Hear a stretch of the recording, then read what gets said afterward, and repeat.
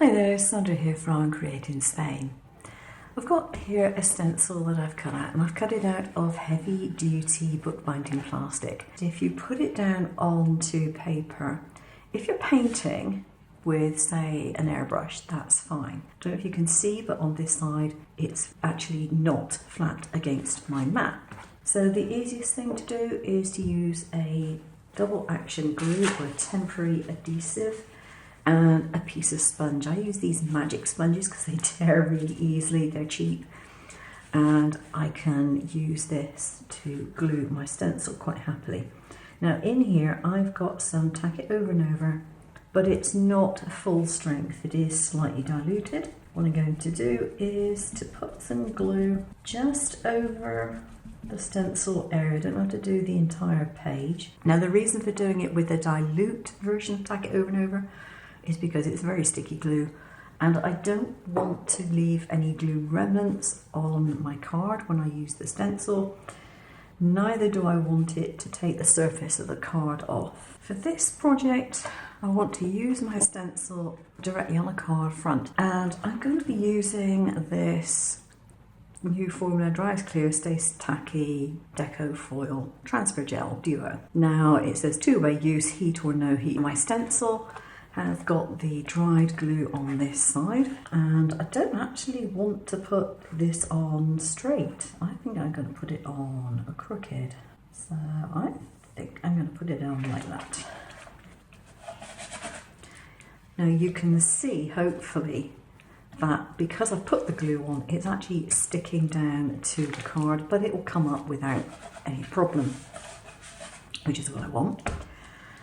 And the reason I'm using a plastic which is pretty heavy duty and pretty thick is because I want the texture, I want the depth in there before I put the foil on. And I need to leave that to dry for about an hour before I foil it. This piece now has been allowed to dry for over an hour. It is still very slightly tacky to the touch, but I can't say it's really sticky. So I've got a piece of paper, I've got a piece of card. I'm going to put this in here, like so, and I've got some foil. So let's see what this actually does and how well it does it. I mean, that is definitely causing some foil to stick. I'm going to fold that over, and I'll add another piece there and put this on the top and see what happens. And the moment of truth. Here we go.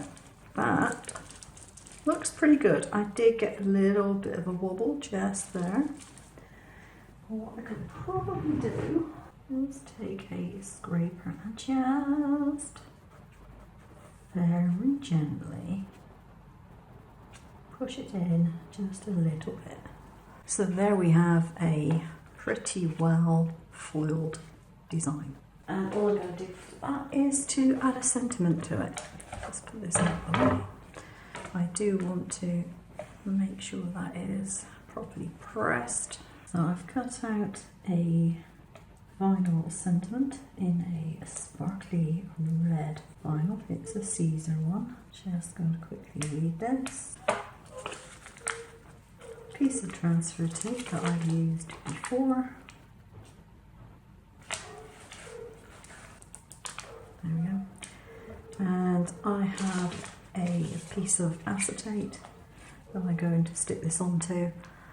I can't see it when I'm working underneath the camera, so I'll do this off camera. So there's the finished card. I've put this on in line with the angle of that. Instead of going straight across, I just thought it looked better. Just looks a little more interesting. So that's a very simple card to do with a little bit of gold foil on it. Well, quite a lot of gold foil on it. And it's just something a little bit different.